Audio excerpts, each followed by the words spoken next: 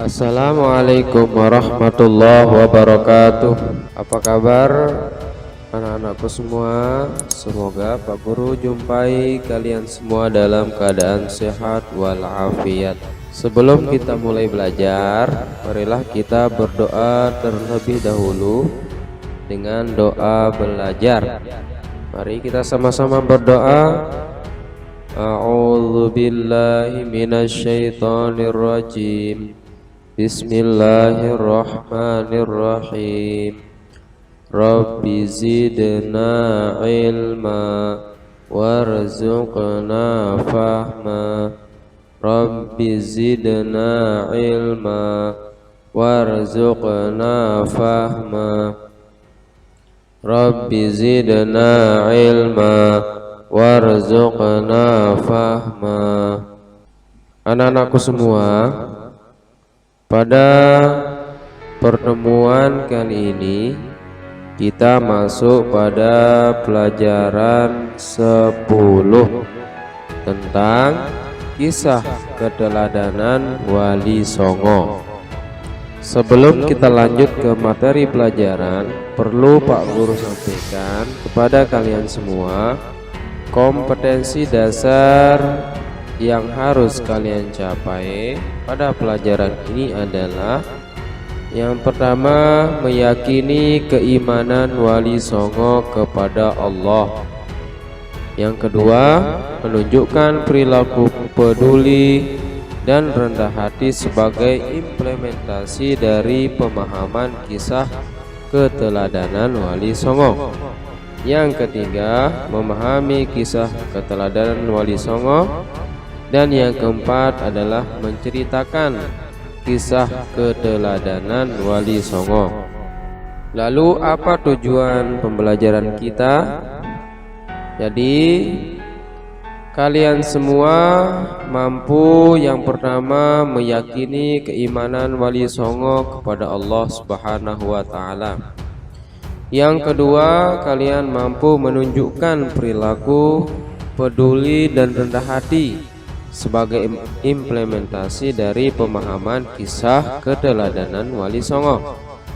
Yang ketiga, anak-anakku semua mampu memahami kisah keteladanan Wali Songo. Yang keempat, kalian semua mampu menceritakan kisah keteladanan Wali Songo. Anak-anak, apa yang kalian ketahui tentang Wali Allah? Siapakah mereka? Apa saja keistimewaan mereka? Wali Allah di dunia ini jumlahnya sangat banyak, tetapi di dalam pelajaran ini yang akan kita pelajari hanyalah Wali Songo. Untuk mengetahui siapa para wali Allah itu dan apa saja yang menjadi kisah teladan dari Wali Songo, kalian dapat menyimaknya pada pelajaran ini. Semoga kalian bisa mengambil hikmahnya. Siapakah wali Allah itu? Sekarang kalian perhatikan dan amati gambar berikut. Al-Quran menjelaskan bahwa wali Allah adalah orang yang beriman dan bertakwa. Di samping melakukan hal-hal yang wajib, para wali Allah senantiasa melakukan hal-hal yang sunnah serta menjauhi hal-hal yang makruh. Di dalam Al-Quran, Allah Subhanahu wa ta'ala berfirman. Ayo kita baca sama-sama. A'udzu billahi minasyaitonir rajim. Bismillahirrahmanirrahim. Ala inna awliya Allah la khawfun alaihim wa la hum yahzanun. Alladzina amanu wa kanu yattaqun. Artinya, ingatlah wali-wali Allah itu tidak ada rasa takut pada mereka dan mereka tidak bersedih hati, yaitu orang-orang yang beriman dan senantiasa bertakwa. Quran surat Yunus ayat 62 sampai 63. Lalu bagaimanakah keimanan wali Allah itu anak-anak semua? Apa saja keutamaan mereka? Untuk mengetahuinya, marilah kita ikuti penjelasan berikut ini. Yang pertama adalah keimanan wali Allah. Keimanan yang dimiliki wali Allah itu tidak dicampuri oleh kesyirikan. Nah, jadi keimanan wali-wali Allah itu tidak diikuti atau dicampur dengan kesyirikan. Mereka tidak mengakui kekuatan lain, misalnya kekuatan batu, kekuatan keris, tombak, senapan, dan lain-lain yang merupakan perbuatan syirik. Apa itu syirik? Perlu anak-anakku ketahui bahwa syirik itu adalah suatu perbuatan menyekutukan Allah. Di dalam Al-Quran Allah berfirman,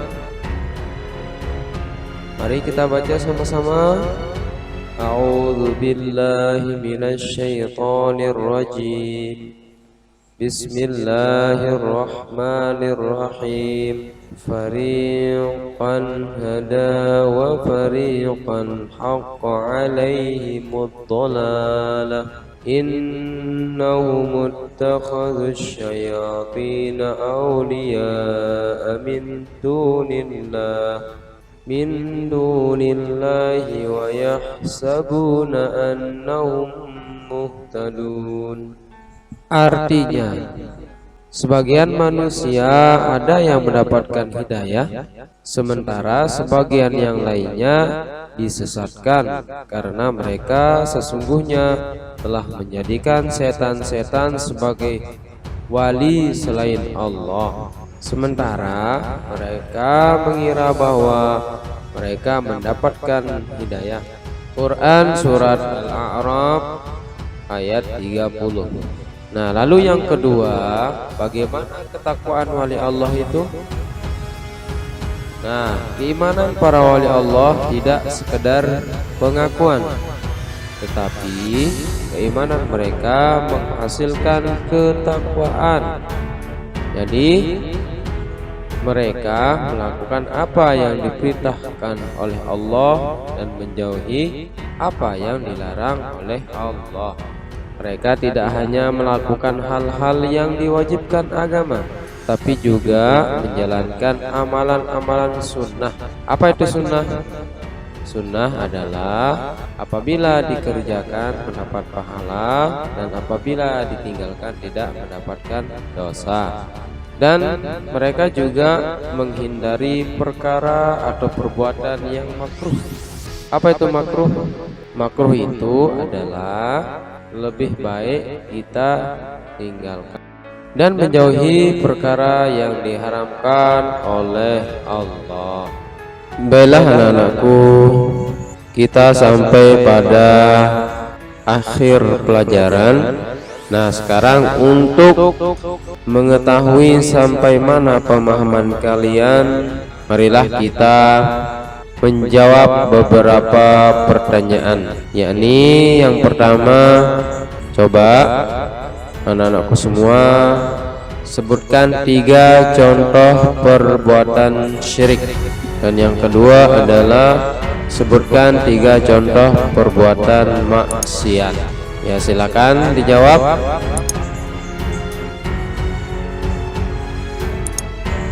Nah, jawabannya adalah contoh perbuatan syirik adalah menyembah patung, menyembah batu, menyembah pohon, menyembah berhala, dan lain-lain.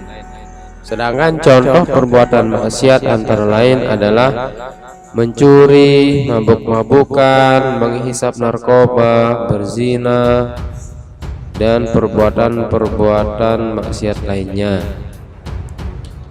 Baiklah anak-anakku semua, Pak Guru kira cukup pertemuan kita pada kesempatan kali ini. Mudah-mudahan apa yang kita pelajari menjadi ilmu yang barokah untuk kita semua, dan marilah kita tutup dengan sama-sama kita membaca hamdalah alhamdulillahirabbil alamin. Sekian dan terima kasih. Wassalamualaikum warahmatullahi wabarakatuh.